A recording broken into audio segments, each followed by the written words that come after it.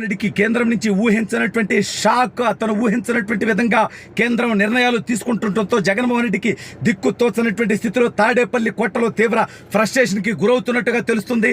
అసలు ఇంతకీ అమిత్ షా గారు తీసుకున్నటువంటి ఆ కీలకమైనటువంటి నిర్ణయం ఏంటి, దీనివల్ల జగన్మోహన్ రెడ్డికి పడేటువంటి భారీ బొక్కేంటి అనేది వీడియోలో వివరించబోయే ముందుగా ఇప్పటివరకు మన ఛానల్ సబ్స్క్రైబ్ చేయని వాళ్ళు ఖచ్చితంగా సబ్స్క్రైబ్ చేయండి, మరో 10 మందితో చేయించండి. ఇక విషయానికి వస్తే జగన్మోహన్ రెడ్డి అనేటువంటి వ్యక్తి ఢిల్లీ నుంచి గల్లీ వరకు బ్రోకర్లను పెట్టుకొని డబ్బులు ఇవ్వడం ద్వారా ప్రతి వ్యవస్థని ప్రతి వ్యక్తిని కొనొచ్చు అనేటువంటి నిత్యమైనటువంటి ఆలోచనతో ఉండేటువంటి విషయం మనందరికీ తెలుసు. అయితే అతను ఊహించని విధంగా కొన్ని పరిణామాలు జరుగుతాయి. సరే, కేంద్రంలో పెద్దలు కొన్నిసార్లు కొన్ని విధాలుగా ఇతనికి సహకరించుండొచ్చు.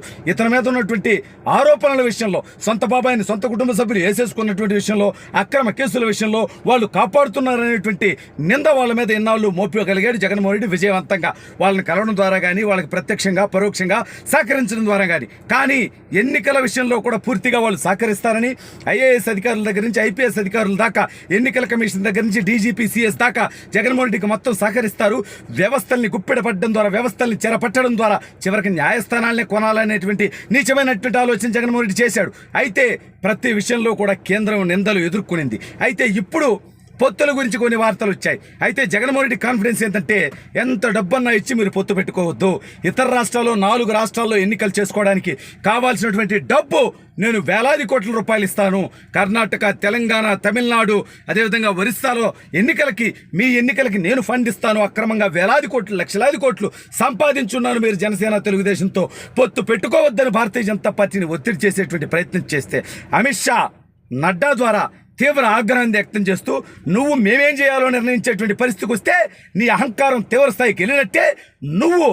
నీ మీద ఉన్నటువంటి కేసులేంటి, నీ బతుకేంటి, నీ చరిత్ర ఏంటి, నీ గతం ఏంటి, నువ్వు ఇప్పుడు బతుకుతున్నటువంటి బతుకేంటి, మేమెవరితో పొత్తు పెట్టుకోవాలి, పొత్తు పెట్టుకోకూడదనే దాన్ని డబ్బుతో కొట్టాలనేటువంటి ఆలోచనతో ఉన్నావంటే ఇది నీచమన్నట్టుగా అమిత్ షా గారు ఆగ్రహం వ్యక్తం చేయడంతో పాటు, ఖచ్చితంగా తెలుగుదేశం, జనసేన, భారతీయ జనతా పార్టీ పొత్తు ఉంటుంది అని పవన్ కళ్యాణ్ గారు చెప్పడం జరిగింది. పదే మొన్న కూడా మనం చూసాం, ఎంపీ రఘురామకృష్ణరాజు గారు ఈ 3 పార్టీల పొత్తు ఉండి తీరుతుంది అని చెప్పాడు. ఇవాళ కూడా రసబండలో ఒక మాట చెప్పాడు. ఏమని? రేపో ఎల్లుండో పవన్ కళ్యాణ్ గారు, చంద్రబాబు నాయుడు గారు ఈ అంశం మీద బీజేపీ అధిష్టానంతో మాట్లాడి ఒక నిర్ణయానికి వస్తారని. ఇక్కడే జగన్మోహన్ రెడ్డికి భయం పట్టుకుంది. ఎందుకంటే జగన్కి తెలుసు తాను ప్రజలకు ఏమీ చేయలేదు, భారతీయ జనతా పార్టీ తన ఎదురుగా ఉంటే అరాచకం చేయలేడు అని. ఎందుకంటే పోలీసులు అతను మాటినరు, వ్యవస్థ అతను మాటిందో, ఎన్నికల సంఘం అతను మాటిందో. కేవలం దొంగ ఓట్లు 20 లక్షలకు పైగా జాయిన్ చేస్తే దాని మీద ఐఏఎస్ ఐపీఎస్ అధికారుల దగ్గర నుంచి ఎస్ఐసిఐ స్థాయి దాకా, ఎంఆర్ఓ ఎండిఓ దాకా అనేక మంది ఉద్యోగాలు పోగొట్టుకునేటువంటి పరిస్థితి వస్తే నేను ఒకటే చెప్తా ఉన్న అధికారులకు కూడా, మీరు తస్మాత్ జాగ్రత్త. జగన్ని నమ్మి ఐఏఎస్లు, ఐపీఎస్లు, మంత్రులు, శాసనసభ్యులు అనేక మంది జైలు పాలయ్యారు. పారిశ్రామికవేత్తలు అనేక మంది వైసీపీ నాయకులు. ఇవాళ కూడా అతను తప్పుల్లో మిమ్మల్ని భాగస్వాములుగా చేసి అతను ఓడిపోయిన తర్వాత ఈ దేశం నుంచి పారిపోతాడు. మీ బతుకులు ఏమవుతాయి? ఇక్కడ ఉద్యోగాలు చేయాలి, మీ కుటుంబాలు ఎక్కడ ఉంటాయి, మీ వ్యాపారాలు ఎక్కడ ఉంటాయి, మీ జీవితాలు సర్వనాశనం చేసి మిమ్మల్ని జైలు పాలు చేసి మిమ్మల్ని కోర్టు చుట్టూ తిప్పేటువంటి తప్పుడు పనుల్లో మిమ్మల్ని భాగస్వాములు చేస్తా ఉన్నాడు. ఇవాళ అనేక మంది పోలీసులు తప్పుడు కేసులు పెట్టి దాడులు చేస్తా ఉన్నారే, చిత్రహింసలకు గురి చేస్తా ఉన్నారే. ఇక్కడుండ్రా, జగన్ అధికారం శాశ్వతమా? ఇది రాచరికమా? ఇది ప్రజాస్వామ్యం. 5 సంవత్సరాలకు ఒకసారి ప్రజలు నిర్ణయిస్తారు ఎవరిని ఎన్నుకోవాలి, ఎవరు పరిపాలించాలి అని.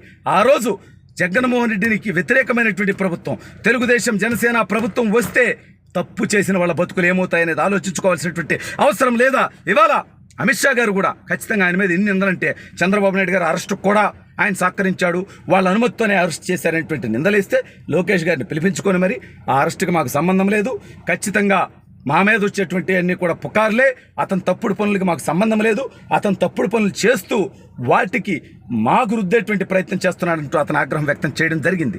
అయితే ఎన్ని సీట్లు?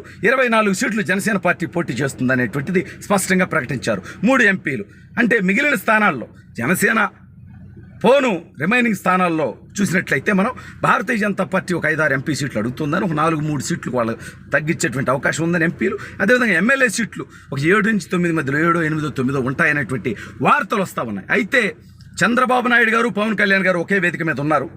తాడేపల్లిగూడెం సభలో. అదే సభలో వాళ్ళిద్దరూ వేదిక మీద ఉండగా రఘురామకృష్ణరాజు గారు చెప్పడం జరిగింది, ఖచ్చితంగా ఈ 3 పార్టీలు కలిసి ఎన్నికల్లో పోటీ చేయాలని కోరుకుంటున్నారు, అది జరుగుతుందని నమ్ముతున్నాను. అలా అయితేనే వైఎస్ఆర్ కాంగ్రెస్ పార్టీ తుడుచుపెట్టుకుపోతుంది. ఓటమి కాదు వైసీపీ, ఓటమి కాదు ఇక్కడ ముఖ్యం, వైసీపీ ఖచ్చితంగా ఘోర ఓటమి చెందుతుంది. తెలుగుదేశం ఒంటరిగా పోటీ చేసినా సరే. కానీ జగన్మోహన్ రెడ్డి అనేటువంటి వ్యక్తికి ఘోర ఓటమి రుచి చూపించాలి. ఈ రాష్ట్ర రాజకీయాల్లో నుంచి అతన్ని పక్కన పెట్టాలంటే జనసేన, భారతీయ జనతా పార్టీ కూడా కలిస్తే వచ్చే ఎన్నికల్లో వైఎస్ఆర్ కాంగ్రెస్ పార్టీ సీట్లు 20 స్థానాల లోపు 15 స్థానాలకు పడిపడేటువంటి పరిస్థితి ఉంటే ఖచ్చితంగా జనసేన తీసుకుంటున్నటువంటి 24 స్థానాల్లో బలమైనటువంటి స్థానాల్లో మాత్రమే పోటీ చేస్తాం. 40 తీసుకొని బలహీనమైనటువంటి స్థానాలు కొన్ని తీసుకుంటే ఉపయోగమే ఉంది. 24 తీసుకున్న 20కి పైగా స్థానాలు జనసేన గెలిచేటువంటి నేపథ్యంలో వైఎస్ జగన్మోహన్ రెడ్డికి భయం పట్టుకుంది. ఓటమి భయం పట్టుకొని బీజేపీ వాళ్ళని అడుక్కున్న వాళ్ళు కనికరించట్లేదని సమాచారం.